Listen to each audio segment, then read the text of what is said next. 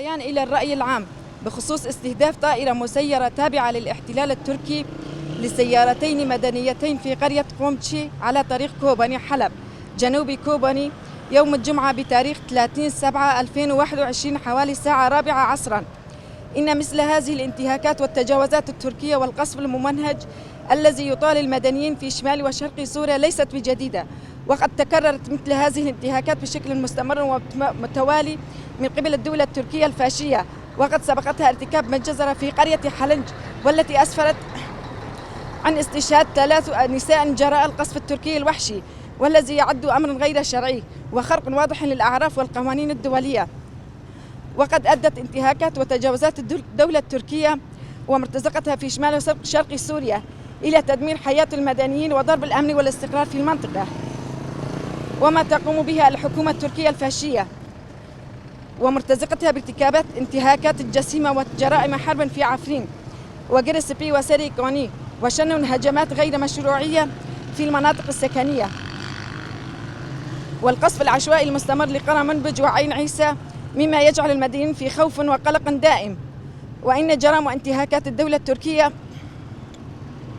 لم تقتصر على الأكراد في شمال شرق سوريا فحسب، وأيضا في الداخل التركي لا يسلم الأكراد من عصابات الفاشية التركية، واغتيال دانيز بوراز مثال على ذلك الذي يعد استهدافا لشخص المرأة الحرة، وقيام رجال الفاشية التركية الذين يتم شحنهم وتغذيتهم بأفكار عنصرية وإثارتهم ضد الأكراد بارتكاب مجازر المروعة التي راح ضحيتها 7 أفراد من عائلة واحدة وفلاح كردي بدافع عنصرية في قونيا أمام أنظار الأمن التركي، وبتحريضهم ودعمهم لمثل هذه الجرائم وعدم محاسبتهم الجنات محاسبة فعلية. هذه الجرائم ليست الأولى ولن تكون الأخيرة ما دام هناك ترويج لأفكار عنصرية بدعم الحزب الحاكم، ويعد هذا الهجوم ثاني هجوم يستهدف الأكراد خلال شهر على يد القوميين العنصريين. وإن مثل هذه الانتهاكات يعد تجاوز سافر للقوانين والأعراف الدولية. لذا إننا في مؤسسة المجتمع المدني في كوباني بغرفها واتحاداتها ندين ونستنكر الصمت الروسي وغياب دوره تجاه الانتهاكات التركية وعدم قيامها بواجباتها والتزاماتها تجاه المنطقة، كما وندعو المجتمع الدولي والضمير العالمي الحر إلى التحرك الفوري ووضع حد للانتهاكات الدولية التركية الفاشية ومحاسبتها بارتكابها جرائم الحرب. 1/8/2021 مؤسسات المجتمع المدني في كوباني. والله وكي ونزانن دولة تركيا بهوفاتيا خواه و بعسكريتيا خواه هاني هاري خورد إيريشي سر قالي كورد كي نتنه سر قالي كورد لسر إنسانيت بتواهي، يعني لجاي كردستان لجاي آزاد بإيريشن خواه عسكري لسر جاي كردستان بتواهي بمبا باران دكي و گندن در دور الجای کردستان کسین سفیل ذاتش خواه بمبا باران دکه او دکوژه به تیارین خواه و به ایریشن خواه هانه هوانه او تنه تیره ناکه لرجاوای کردستان ذات خواه هر در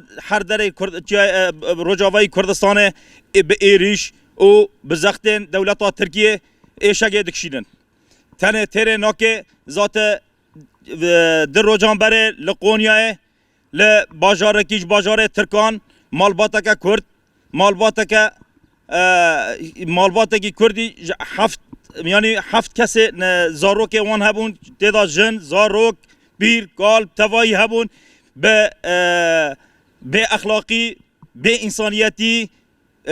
به هوانه ایریشی سر و مالباته کردن تنه سوژه وان کو انو مالباتکی کرده تنه سوژه وان کو انو مالباتکی کرده مالبات جوله را کردن مالبات بتواهی قتل عاميرة درباس كرن ده عيني وقت ده وده عيني وساعته ده يعني إيرشي لو در كي إيرشي سر مالبات كرن كسن كو تاني جلك كرن كو إنه أنفم مالباتا قتل عام بو أو كسانا جيبن شاف كرن وقرتن لدجي إنسانيته ولدجي أو درد كفن لدجي مروفاهية درد كفن همو كس بنت جوانه درباس كرن قرتن شكرن حبسان تاني كو إنه پاراستنا کردیت د ترکی دا نکرن د عینی و وقت دا لجای آزاد یعنی جا به تواهی پار او آواشین و متینا و زاپه بمبا باران کرن به ساعتان بمبا باران کرن د عینی و وقت دا لرج آوای کردستان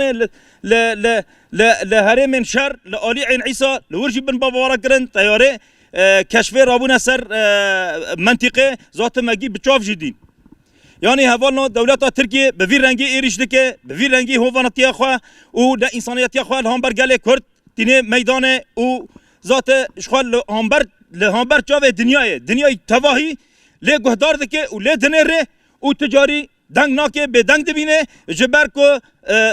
یعنی ظلام وانه و دخوازه ظلام خو راضی بکه دخوازه ظلام خو راضی بکه لسر حساب گله کرد لسر حساب انسانیت ذات شخوا گله کرد تنبکه امجی لهامبر وی تشتی لهامبر هوتیا گله کرد امجی لهامبر هوتیا گله او دولت ترک گلک امواکی گله کرد ام یک دست یک صوت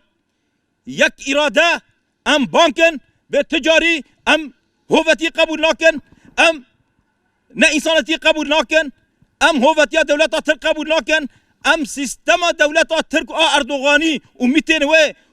ظلامن و هانکو مرتزقه به پراند شغلن و هو دجی گله کرد و دجی انسانیت شر دکن ام قبول ناکن و اما باراده خو شر بکن و اما هوتی و نه انسانیتی بشکینن بمره اخوانات شورش جیان دکه و بسرکوه شهید نامرن شهید نامرن شهید نامرن شهید نامرن شهید نامرن